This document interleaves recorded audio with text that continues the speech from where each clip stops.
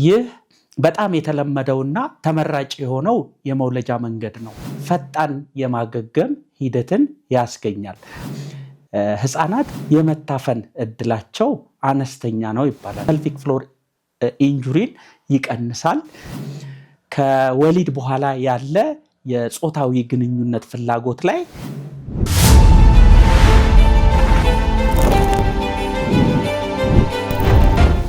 ሰላም፣ እንዴት ናችሁ? እንኳን ወደ ኬር ኮርነር በደህና መጣችሁ። የእርግዝና ወቅት ለብዙ እናቶች በጣም አስደሳችና እንዲሁም በብዙ ጥያቄዎች የተሞላ ጊዜ ነው። ከነዚህ ጥያቄዎች መካከል እርግዝናው እየገፋ ሲመጣ እንዴት ወልድ ይሆን የሚለው ዋነኛውና ወሳኙ ጥያቄ ነው።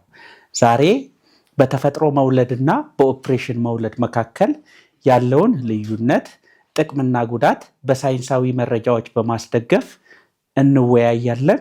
እስከ መጨረሻው አብራችሁን ቆዩ። በተፈጥሮ መውለድ ወይም ቫጃይናል ዴሊቨሪን ስንመለከት ይህ በጣም የተለመደውና ተመራጭ የሆነው የመውለጃ መንገድ ነው። ምክንያቱም ለእናትም ሆነ ለህፃኑ የሚያስከትለው አደጋ አነስተኛ እንዲሁም የተለያዩ ጥቅሞችን ስለሚያስገኝ ይህ የተመረጠው የመውለጃ መንገድ ነው። በዓለም ላይ ከሚከሰቱ ውልደቶች ከ70 እስከ 80% በዚህ መንገድ ይከናወናል ተብሎ ይታሰባል። ይህ የወሊድ መንገድ በተፈጥሮ በሚጀምር ወይም በሕክምና በመድኃኒት የሚጀምር ምጥን ተከትሎ የሚከሰት ሂደት ነው። ጤናማ የሆነ ምጥ እናቶች ካሁን በፊት ያልወለዱ እናቶች ላይ ከ12 እስከ 24 ሰዓት ሊፈጅ ይችላል። እናቶች ካሁን በፊት የወለዱ ከሆነ ከ8 እስከ 10 ሰዓትን ሊፈጅ ይችላል። በተፈጥሮ መውለድ ወይም ቫጃይናል ዴሊቨሪ ምን አይነት ጥቅሞችን ያስገኛል ብለን ስናይ በኦፕሬሽን ከመውለድ አንጻር ስናወዳድረው ፈጣን የማገገም ሂደትን ያስገኛል። በአጠቃላይ እናቶች በተፈጥሮ መልኩ ሲወልዱ በ2 እስከ 3 ሳምንት ውስጥ ሊያገግማሉ ተብሎ ይታሰባል። እንዲሁም አጭር የሆነ የጤና ተቋም ቆይታ ይኖራቸዋል። በተፈጥሮ ከወለዱ በኋላ እናቶች በ12 እስከ 24 ሰዓት ውስጥ ወደ ቤታቸው ይሄዳሉ። ተጨማሪ የጤና ችግር ከሌለ ማለት ነው። በተጨማሪም እናቶች በፍጥነት ጡት ማጥባት፣ ልጃቸውን ማቀፍ እንዲችሉ ያስችላል ማለት ነው። ተጨማሪ ከምጥ ጋር ተያይዞ ወይም ከወሊድ ጋር ተያይዞ የሚመጡ ተጓዳኝ የጤና ችግሮች እንደ ኢንፌክሽን፣ ከወሊድ በኋላ የሚያጋጥም ከፍተኛ ደም መፍሰስ፣ የደም መርጋት የመሳሰሉ የጤና ችግሮች እናቶች በተፈጥሮ አምጠው ሲወልዱ ከኦፕሬሽን አንጻር አነስተኛ ነው ማለት ነው። በተጨማሪም ለወደፊት እርግዝናና የመውለድ ሁኔታ ላይ ያን ያህል ተጽዕኖ አይፈጥርም። ለህፃኑ የሚያስገኘው ጥቅም ደግሞ ህፃናት በተፈጥሮ በኩል በምጥ ሲወለዱ የመታፈን እድላቸው አነስተኛ ነው ይባላል። ይህም ትራንዚየንት ታኪፒኒያ የሚባል ልጆች እንዲታፈኑ የሚያደርገው የጤና ችግር በምጥ በሚወለዱ ህፃናት ላይ አነስተኛ ነው። እንዲሁም ህፃናት ወይም ልጆቹ እያደጉ ሲመጡ የአስም በሽታ፣ የአለርጂክ፣ ያለቅጥ መወፈር ችግርም አነስተኛ ነው ይባላል። ይህም የሚሆንበት ምክንያት ህፃናት በማህፀን በኩል በሚያልፉበት ሰዓት ጤናማ ለሆኑ ባክቴሪያዎች፣ የእናቶች ብልት አካባቢ የሚገኙ ጤናማ የሆኑ ባክቴሪያዎች ኤክስፖዝድ ስለሚሆኑ ይህ ከላይ ከጠቀስናቸው ችግሮች ነፃ እንዲሆኑ ያስችላል ማለት ነው። በተፈጥሮ መውለድ ወይም ቫጃይናል ዴሊቨሪ ምን አይነት ተግዳሮቶች ወይም ቻሌንጆች አሉት የሚለውን ስናይ አንደኛው የምጥ ህመም ነው።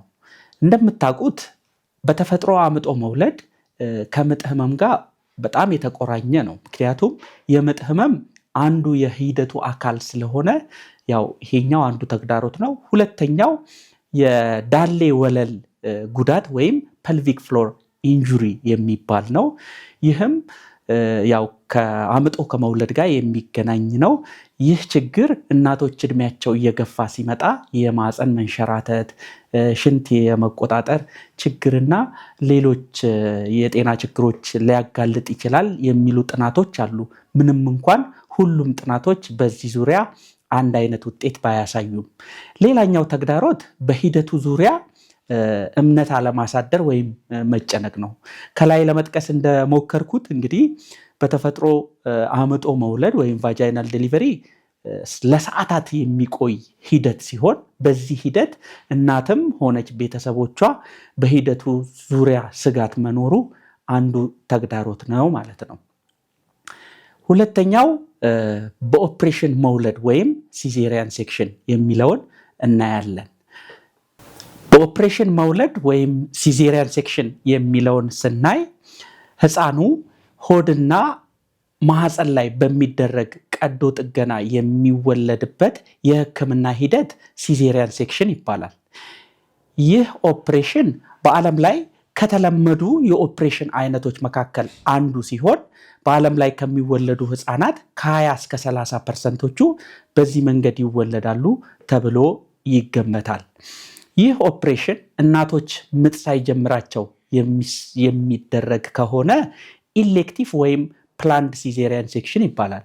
ነገር ግን እናቶች ምጥ ከጀመራቸው በኋላ የሚደረገው የኦፕሬሽን አይነት ደግሞ ኢመርጀንሲ ሲዜሪያን ሴክሽን በመባል ይታወቃል። ይህ ኦፕሬሽን መቼ ይደረጋል? ምክንያቶቹስ ምንድናቸው ብለን ስናይ ምጥ ወይም ደግሞ በተፈጥሮ መውለድ ወይም ቫጃይናል ዴሊቨሪ ለእናትየዋም ሆነ ለፅንሱ የጤና ስጋት ወይም ደግሞ የጤና ችግር ሊያስከትል ይችላል ተብሎ በታሰበበት ሰዓት የሚሰራ የኦፕሬሽን አይነት ነው። ምክንያቶቹም ዋና ዋና ምክንያቶች ከዚህ በታች የምጠቅሳቸው ይሆናል። አንደኛው ጤናማ ያልሆነ የምጥ ሂደት ሲያጋጥም፣ ልጁ የመታፈን ምልክት ሲያሳይ፣ አቀማመጡ ጤናማ ሳይሆን፣ ሌላው ደግሞ እናቶች ካሁን በፊት 2 እና ከዛ በላይ ልጆቻቸውን በኦፕሬሽን ከወለዱ ከእንግዴ ልጅ ጋር ተያይዞ የሚያጋጥም የጤና ችግር፣ ለምሳሌ እንግዴ ልጁ ከልጁ ቀድሞ ከመጣ፣ እንግዴ ልጅ በመላቀቅ ምክንያት እናት ከደማች እና ሌሎች የተለያዩ ምክንያቶች ይህ ኦፕሬሽን እንዲሰራ ምክንያት ሊሆኑ ይችላሉ።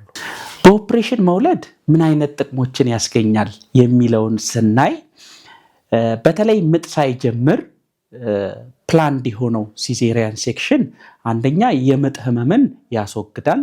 ሁለተኛ የሚሰራበት ቀን ስለሚታወቅ እናትም ሆነች ቤተሰቦቿ ለመዘጋጀት ምቹ ሁኔታን ይፈጥርላቸዋል።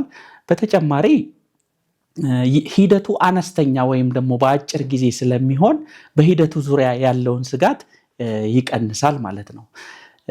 ኢመርጀንሲ ወይም ደግሞ እናቶች ምጥ ከጀመራቸው በኋላ የሚሰራው የኦፕሬሽን አይነት የእናቲቱንም ሆነ የልጁን ህይወት ለማዳን የሚሰራ ወሳኝ የኦፕሬሽን አይነት ነው።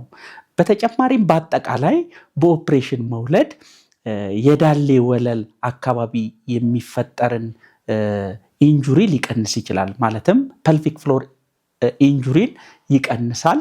ይህም ከላይ እንደጠቀስኩላችሁ እናቶች እድሜያቸው ሲገፋ የማህፀን መንሸራተት፣ የሽንት መቆጣጠር ችግር እንዳይገጥማቸው ሊያደርግ ይችላል።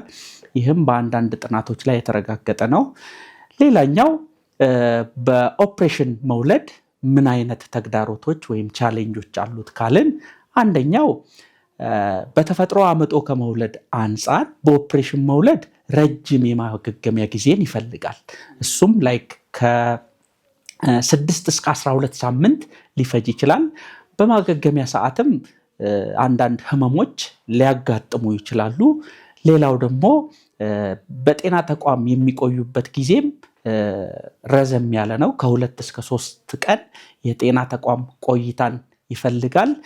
በተጨማሪ ከወሊድ ጋር የተያያዙ የጤና ችግሮች እንደ ኢንፌክሽን፣ ከወሊድ በኋላ የሚያጋጥም ከፍተኛ የደም መፍሰስ፣ የደም መርጋት ችግሮች ከአምጦ ከመውለድ አንጻር በኦፕሬሽን መውለድ ከፍ ያለ ሪስክ አለው። በተጨማሪ ከማደንዘዣ መድኃኒቶች ጋር ተያይዘው የሚመጣ ሪስክም አለው ማለት ነው። ሌላኛው ደግሞ የወደፊት እርግዝናንና የመውለድ መንገድ ላይ ተጽዕኖ ሊያመጣ ይችላል። እንዲሁም ልጁ ላይ ልጆች በተለይ እናቶች ምጥ ሳይጀምራቸው በኦፕሬሽን የሚወለዱ ከሆነ ከሳምባቸው ውስጥ ፈሳሽ እንዲወገድ የሚያደርገው ሜካኒዝም አክቲቬትድ ስለማይሆን የመታፈን እድላቸው በ2 እስከ 3 እጥፍ ሊጨምር ይችላል። ይህም ትራንዚየንት ታኪፒኒያ ኦፍ ዘ ኒውቦርን ይባላል ማለት ነው።